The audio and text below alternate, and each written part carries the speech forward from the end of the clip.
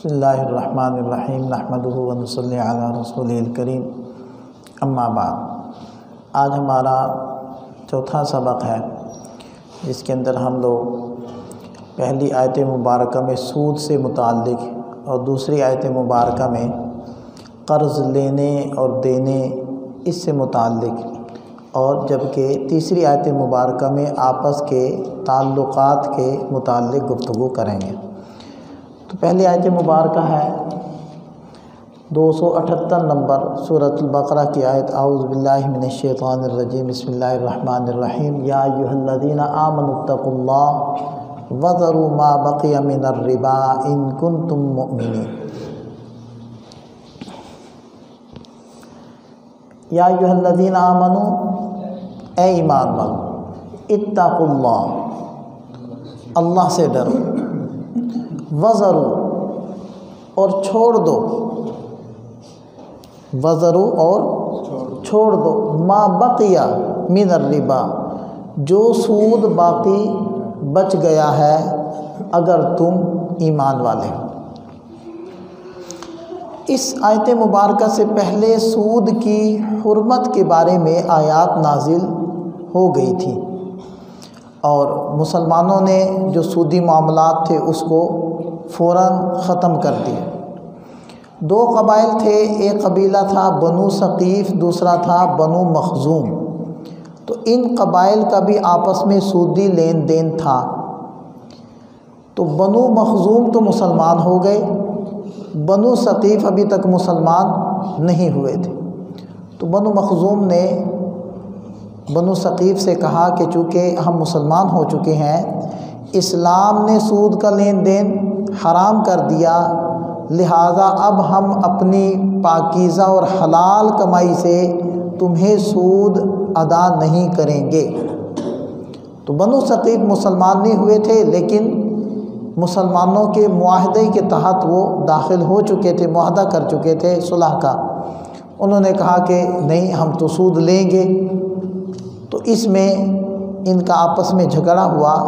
تو اس جھگڑے کو لکھ کر ان لوگوں نے بھیجا مکہ مکرمہ حضرت عتاب بن اسید رضی اللہ عنہ، جو مکہ مکرمہ کے آپ علیہ السلام کی طرف سے والی تھے۔ انہوں نے پھر یہ حکم مدینہ طیبہ نبی پاک صلی اللہ علیہ وسلم کی خدمت میں بھیجا۔ تو اس جھگڑے سے متعلق یہ آیت مبارکہ نازل ہوئی۔ اے ایمان والو، اتقوا اللہ، اللہ سے ڈرو۔ دیکھیں قرآن کریم کا ایک خوبصورت اسلوب ہے کہ کوئی بھی حکم جب قرآن دیتا ہے، خاص طور پر وہ حکم مسلمانوں پر شاق ہو، گراں ہو، بھاری ہو، تو قرآن اس پر عمل کرنے کی ترغیب بھی ساتھ دیتا ہے۔ یہ عام قانون کی کتاب کی طرح کتاب نہیں ہے کہ جس کے اندر اسٹریٹ فارورڈ بس ایک حکم دے دیا گیا ہو، یہ کرو، ایسا کرنا ہوگا۔ نہیں، قرآن کرنے کی ترغیب، تلقین اور داعیہ بھی دل میں پیدا کرتا ہے۔ لہذا ایمان والوں کو خطاب کر کے ان کی صفت ایمان کو ابھارا، اے ایمان والو، پھر ساتھ فرمایا اتقوا اللہ، اللہ سے ڈرو، اللہ کا خوف دل میں پیدا کرو، اللہ کو ہر جگہ حاضر ناظر مانو، اور اس چیز کا خیال اور استحضار اپنے دل میں لاؤ کہ تم نے دنیا میں ہمیشہ نہیں رہنا، سب کچھ چھوڑ کر اپنے رب کے سامنے حاضر ہونا ہے، اس کو اپنے کیے کا حساب کتاب دینا ہے۔ اور جیسے کہ اس حدیث پاک میں بھی آتا ہے کہ اس وقت تک انسان کے پاؤں زمین سے نہیں اٹھیں گے، یعنی زمین پکڑے رکھے گی، چھوڑے گی نہیں، جب تک کہ وہ 4 سوالوں کا جواب نہ دے لے۔ اس میں سے ایک سوال یہ بھی ہوگا کہ مال کہاں سے کمایا اور کہاں خرچ کیا۔ تو اس کا حوالہ، یعنی اسی چیز کو اللہ تعالیٰ یہاں فرما رہے ہیں اتقوا اللہ، اپنے رب سے ڈرو اور اس کا خوف اپنے دل میں پیدا کرو، اور وذروا ما بقی من الربا، جو سود کے معاملات تمہارے ہو چکے تھے وہ ختم، ان کو چھوڑ دو۔ لہذا مسلمانوں نے تو چھوڑ ہی دیے تھے، بلکہ اسلامی قانون اور ضابطے کے مطابق جو بھی غیر مسلم وہ مسلمانوں کے معاہدے کے اندر داخل ہو چکے ہوں گے، صلح کے معاہدے میں، ان پر بھی اسلامی احکام نافذ ہوں گے۔ لہذا ہمارے ملک کے اندر بھی جو غیر مسلم رہتے ہیں، چاہے وہ عیسائی ہیں، چاہے وہ ہندو ہیں، چاہے وہ سکھ ہیں، تو ان تمام پر اسلامی قوانین جو عدالتوں کے اندر رائج ہیں وہ ان کے اوپر بھی لاگو ہوں گے، اس لیے کہ انہوں نے اس ملک کا ایک باشندہ بن کر اس چیز کا اقرار کیا ہوا ہے کہ ہم اس ملک اور اس کی عدالتوں کے اندر بننے والے تمام قوانین کا پاس رکھیں گے اور ہم ان کو مینوان قبول کریں۔ تو وہ بھی چونکہ قبائل وہ صلح کر چکے تھے، لہذا ان کے اوپر بھی یہ احکام لاگو ہوتے تھے۔ لہذا اس کے بعد جب نبی پاک صلی اللہ علیہ وسلم حج کے لیے تشریف لائے تو اس موقع پر اور زیادہ اہتمام سے پھر آپ علیہ السلام نے تمام حضرات کے سامنے یہ بات ارشاد فرمائی کہ اے لوگو، تمہاری جاہلیت کو جو سود تھا اس کو میں پاؤں تلے روندتا ہوں، ختم کرتا ہوں۔ البتہ اپنی اصل رقم تم لوگ لے سکتے ہو، اصل مال لے سکتے ہو، بقیہ چھوڑ دو۔ اور حتیٰ کہ فرمایا کہ سب سے پہلے میں اپنے چچا حضرت عباس کے سود کو ختم کرتا ہوں اور جن سے لینا تھا اس کو میں کل عدم قرار دیتا ہوں۔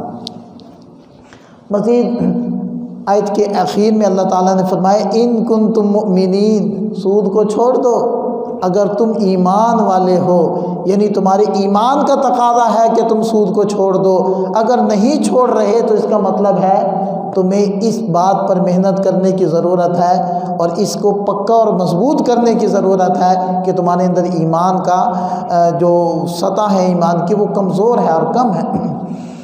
اور اسی طرح اس آیت مبارکہ کے بعد اللہ تعالیٰ نے یہ بھی ارشاد فرمایا کہ یہ جو سود کھانے والے ہوں گے یہ قیامت کے دن جب اٹھیں گے ان کی حالت ایسے ہوگی جیسے کسی کو مرگی کے دورے نہیں پڑے ہوتے، آسیب جس کو ہو جائے، مجنون ہو جائے، پاگلوں کی سی حرکتیں کرے، تو قیامت کے میدان میں اس کی یہی کنڈیشن ہوگی جس کو دیکھ کر سارے میدان میں جو لوگ موجود ہوں گے وہ اندازہ لگا لیں گے اچھا یہ ہے سود خور، واضح طور پر وہاں محسوس ہو جائے۔ اور یہاں یہ بھی اللہ تعالیٰ نے ارشاد فرمایا کہ تم لوگ ظاہر پر مت جایا کرو، بظاہر سود سے تمہارے پیسے بڑھتے ہیں، صدقے سے کم ہوتے ہیں، لیکن حقیقت میں صدقے سے بڑھتے ہیں، سود سے کم ہوتے ہیں۔ اگرچہ سود سے گنتی میں تو روپے بڑھ جائیں گے لیکن برکتوں کے لحاظ سے اور اس سے جو کام نکلنے ہیں یا اس سے جو تمہیں راحتیں ملنی ہیں وہ کم ہو جائیں گی، تو بظاہر بڑھیں گے، حقیقت میں کم ہو جائیں گے۔ تو یہ پہلی آیت مبارکہ میں یہاں سود کا حکم۔ اس کے بعد جو آیت مبارکہ ہے 282 نمبر آیت ہے، یہ دیکھیں کتنی لمبی آیت مبارکہ ہے سورۃ البقرہ کی۔ اس کے اندر قرض کا معاملہ، لین دین کا مسئلہ، ادھار کے معاملات، اس کے لیے ہدایات قرآن کریم نے دی ہیں۔ ہم ساتھ ساتھ ترجمہ کرتے جاتے ہیں، یہ آسان ہے، کوئی مشکل نہیں ہے۔ یا ایھا الذین آمنوا، اے ایمان والو، اذا تداینتم بدین، جب تم آپس میں کوئی ادھار کا لین دین کرو، ادھار کا لین دین روپے میں بھی ہوگا اور جو چیز آپ نے خریدی ہے اس میں بھی ہو سکتا ہے، روپے نقد دیے اور جو مبیع ہے جس کو آپ خرید رہے ہیں وہ ادھار پر ہے، اور اسی طرح چیز نقد لے لی اس کی رقم ادھار ہے، دونوں صورتیں ہو سکتی ہیں۔ کوئی بھی ادھار کا معاملہ تم لوگوں نے کیا تو پہلی بات الی اجل مسمى، ایک مقرر وقت تک کے لیے معاملہ کرو، مجہول مت چھوڑو۔ کتنے کب دو گے پیسے؟ 1 مہینے بعد۔ کب دو گے پیسے؟ 1 ہفتے بعد۔ کب دو گے پیسے؟ فلاں تاریخ کو دوں گا، چاہے چاند کی تاریخ ہو چاہے سورج کی ہو، کوئی ایک تاریخ مقرر کر لو، کوئی ایک وقت متعین کر لو۔ یہ نہ کہو کہ جی جب حجاج آئیں گے حج کر کے واپس، حجاج تو 2 مہینے تک آتے رہتے ہیں، کہ جی جب فصلیں پک جائیں گی یہ تو کوئی وقت نہ ہوا، جی جب پیسے آ جائیں گے یہ بھی کوئی وقت نہ ہوا، کوئی مدت مقرر کر لو۔ ایک بات فَاكْتُبُوا، دوسرا کام یہ کرو کہ اس کو لکھ لو۔ آج کل تو لکھنے کا دور ہے، لکھائی پڑھائی عام ہے، یہ اس زمانے کے اندر حکم دیا جا رہا ہے جب لکھنے پڑھنے کا رواج ہی نہیں تھا۔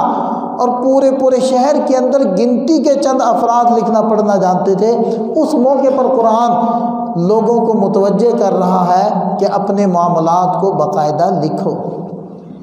فَاكْتُبُوا، ٹھیک ہے جی، وَلْيَكْتُبْ بَيْنَكُمْ، چاہیے کہ لکھے تمہارے مابین کاتبٌ، کوئی بھی لکھنے والا، بالعدل، انصاف کے ساتھ۔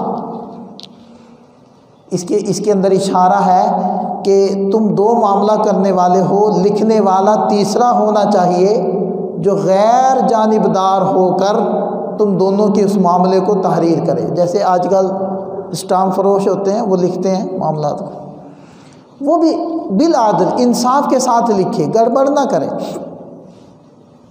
وَلَا يَأْبَ كَاتِبٌ أَن يَكْتُبَ، کو لکھنے والا لکھنے سے انکار نہ کرے۔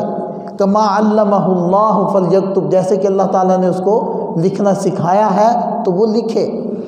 مطلب ترغیب دے رہے ہیں کہ صرف معاملہ کرنے والے کو پابند نہیں کیا جا رہا، بلکہ جس کے پاس لکھوانے جائیں گے اس کو بھی حکم دیا جا رہا ہے، ترغیب دی جا رہی ہے اور تلقین کی جا رہی ہے کہ تم بھی لکھنے میں کنجوسی نہ کرنا۔ اللہ تعالیٰ نے جو تمہیں لکھنے کا فن اور ہنر دیا ہے، اس کی شکر گزاری یہ ہے کہ تم لوگوں کے معاملات کو لکھو۔ لیکن آج کل تو چونکہ وہ اپنی فیس بھی لیتے ہیں تو وہ تو بطور گاہک کے دیکھتے ہیں اپنے معاملات لکھوانے والوں کو، تو وہ تو ان کے انتظار میں بیٹھے ہوتے ہیں۔ تو بہرحال آج کل یہ مسئلہ تو حل ہو گیا ہے کہ وہ لکھنے کے لیے تیار ہے۔ آگے فرمایا کہ لکھوائے گا کون؟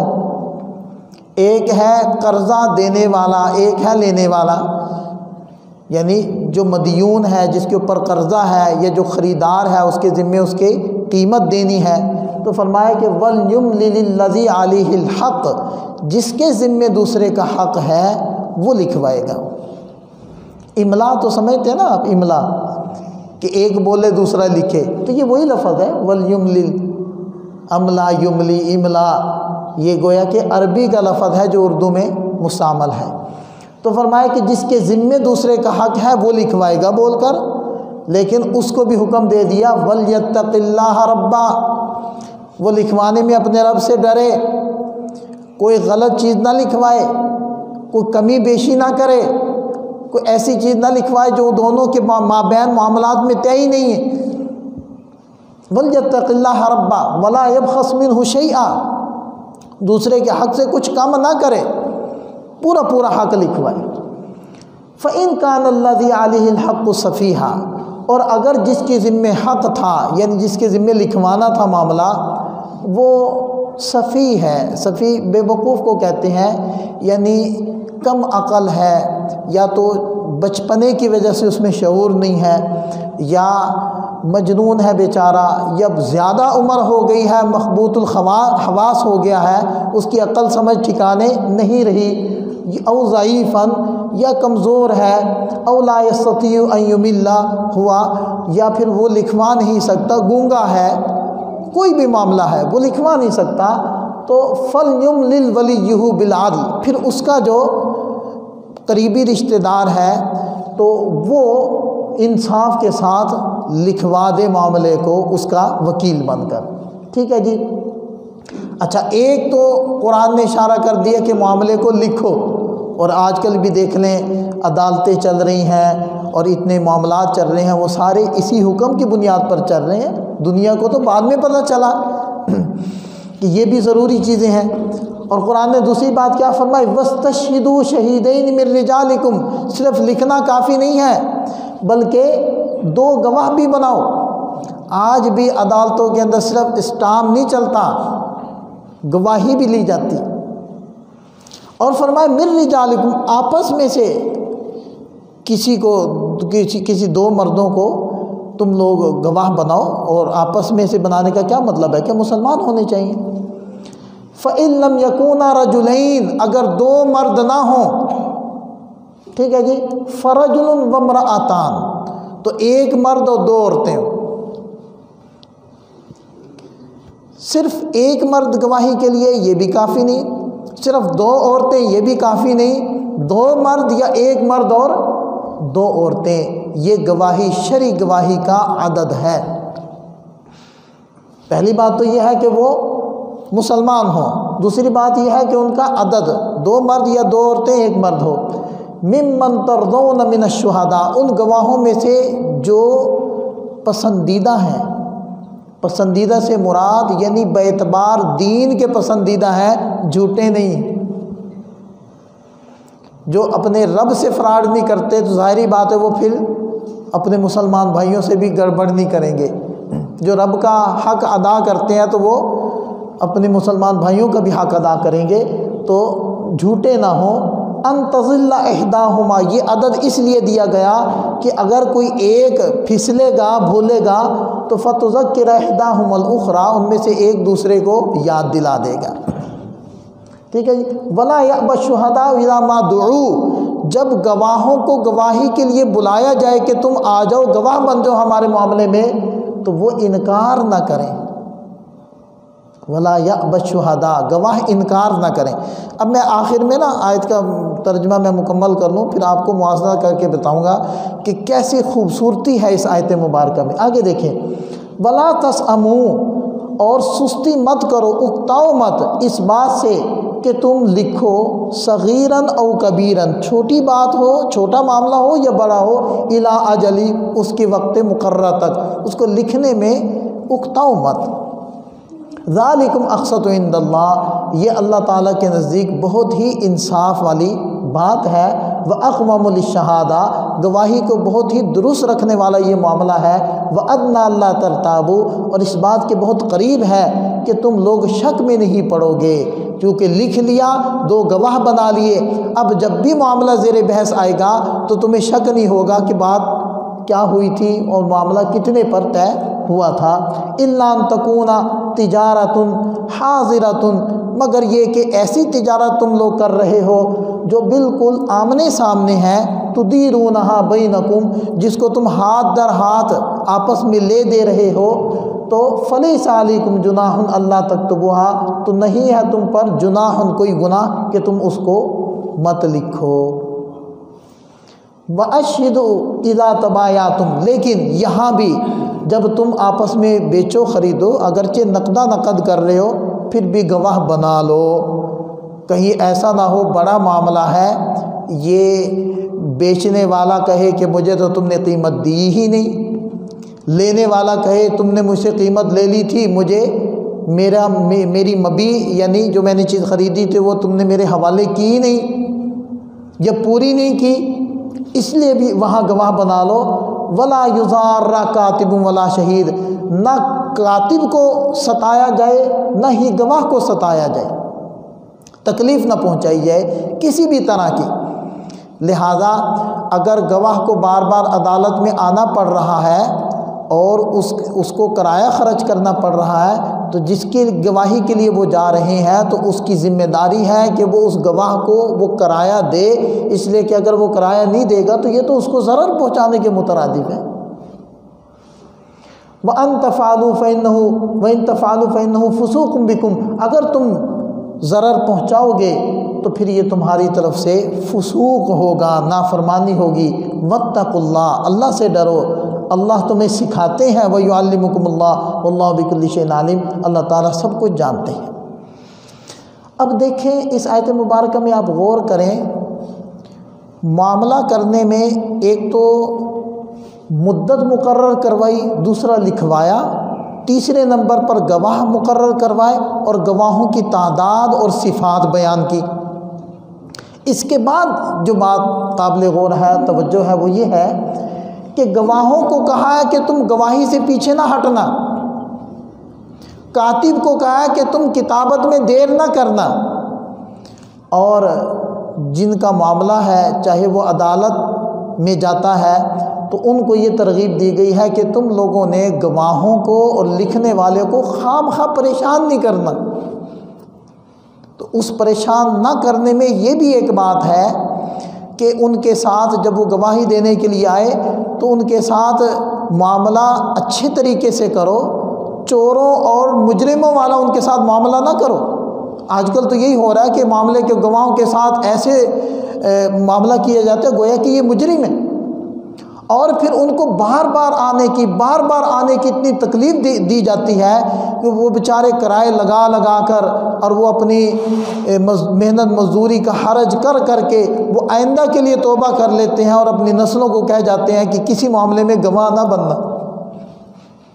تو جب حقیقی گواہی مشکل ہو گئی تو پھر جھوٹی گواہی آسان ہو گئی۔ کرائے کے گواہ لے لو، وہاں جاؤ معاملے کرنے سے عدالت کے باہر، وہاں موجود ہے گواہ، ان کو جو پڑھا سکھا دو اور رقم طے کر لو، وہ گواہی دینے کے لیے تیار۔ جب حلال مشکل تو حرام آسان۔ قرآن کی ہدایت کے مطابق گواہی سے پیچھے نہ ہٹیں، لیکن معاملہ سننے والی چاہے عدالت ہو، چاہے پنچایت ہو، چاہے کوئی بھی شخص ہو، وہ معاملے کو لٹکائے نہ، گواہوں کو پیشیاں نہ ڈالے اور فریقین ایک دوسرے کو پریشان اور تنگ نہ کریں۔ اگر ایسا ہو جائے اور ایک یا دوسری پیشی کے اندر معاملہ نمٹ جائے تو پھر گواہی دینے کے لیے بھی جلدی تیار ہو جائیں گے اور معاملہ بھی جلدی نمٹ جائے گا۔ لیکن جیسا کہ آج کل ہو رہا ہے اس سے سارا کچھ ہی الٹ ہو گئے۔ گواہی دینے سے گھبرا رہے ہیں اور عدالتیں ہیں کہ فیصلہ کرنے کی طرف آتی۔ تو بہرحال یہ 282 نمبر آیت مبارکہ سورۃ البقرہ کی، اس کے اندر یہ ہدایت۔ جو آخری آیت آج کے ہماری درس کی ہے وہ 100 نمبر آیت ہے سورہ آل عمران کی۔